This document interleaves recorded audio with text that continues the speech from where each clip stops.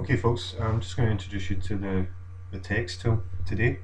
What I've done is I've just created a new A4 blank document. Now you'll find the text tool here on the toolbar, and located in the kind of third section. So these are some of our creative tools here. So using the text tool, I have that selected. You'll notice that up here the property bar has changed, as you'll notice, as it does with any other tool that you have selected. There's my text tool, and reading across here you'll notice the different properties, probably similar to, in fact they are similar to what you would come across with a word processing package. Okay, so you've got your font family, style, font size, left, centre, right justification, font colour, and this wee icon allows you to create warped text. So I think we look at that later on. But initially we just wanted to look at how do we go about creating some text. Now you can change the colour at any point just by clicking on the colour picker and selecting from your colour spectrum here. I'm just going to stick with black for just now against the white. So clicking my text tool, having my font set up, I'm just going to click with the mouse and you'll see that a cursor appears and flashes similar to a word processing package ready for you to type, and it's also automatically generated a layer. And the good thing about working with text tools or the text layers rather, as soon as you start typing the layer is automatically named for you. So I'm just going to use my name. There we go, simple. And once I'm happy with it, just hit the tick tool at the top to confirm, and that's it. Now, like any other layer, we can use the move tool to move it about. We can also edit transform if we wish to resize it. Another way to go about resizing it would be simply setting up or changing rather the font size. So if we go up here, I can increase this if I wish. Okay, to 170. And also while it's selected, I could change the font and the colour. Okay, like so.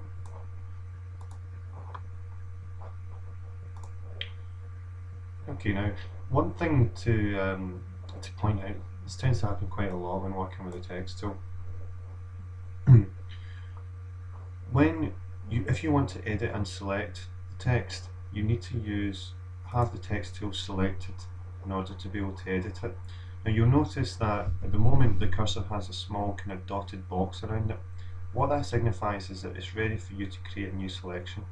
So for example, if I was to try and select my name here to change the font size or the colour or the font family, and I try and click and drag it, what I've done is I've actually generated a new text layer, and you'll see that that's popped up down here.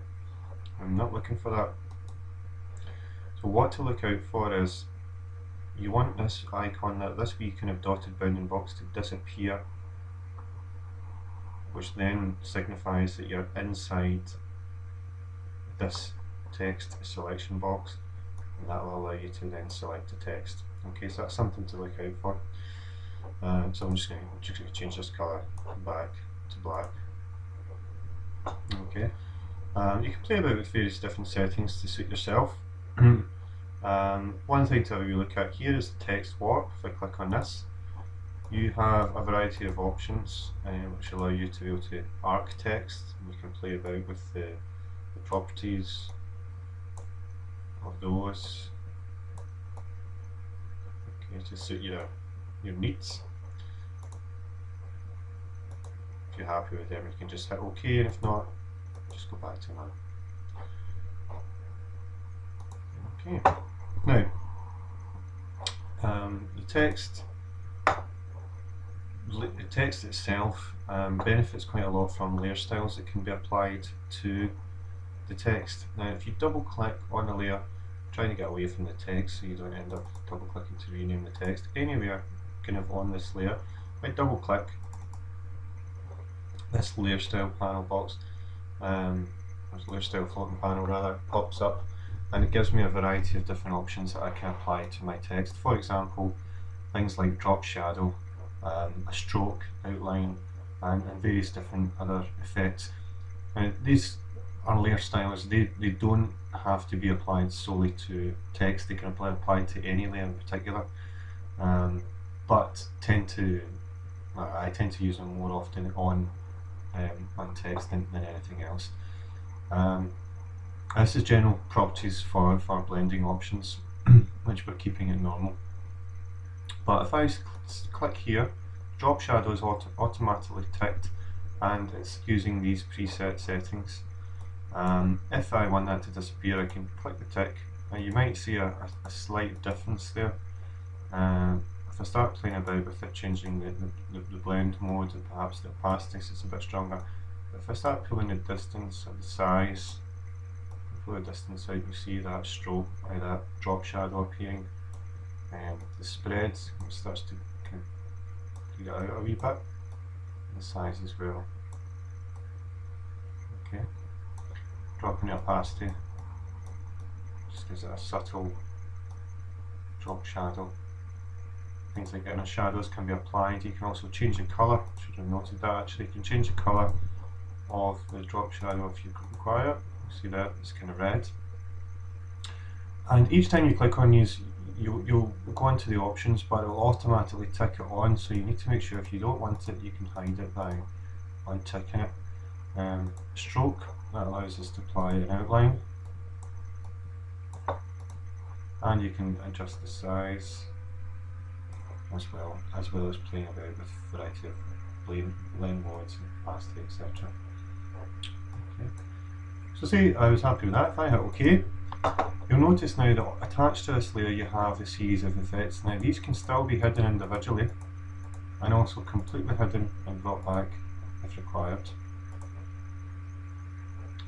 And that's pretty much a quick overview of using the text tool. You will find under the text tool you have the option of creating vertical text. If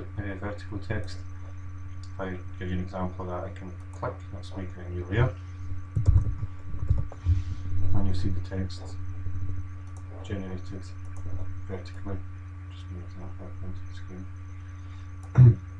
Now another thing that's actually pretty cool about layer styles is what you can do is duplicate. So if I, for example, I've spent the time of creating this the effects to be applied to this layer style. If I expand this, you'll notice in there, if I right click on the layer that has the layer style applied already and go to copy layer style, I can select my new layer, which is, maybe name that mark V for mark vertical. If I right click on this layer and paste layer style, automatically attaches the layer style I've generated here, copies it and pastes it onto that there. Okay, so that's a quick overview of the text tool. We'll look a wee bit further at some effects that you can play with the text tool in the next tutorial.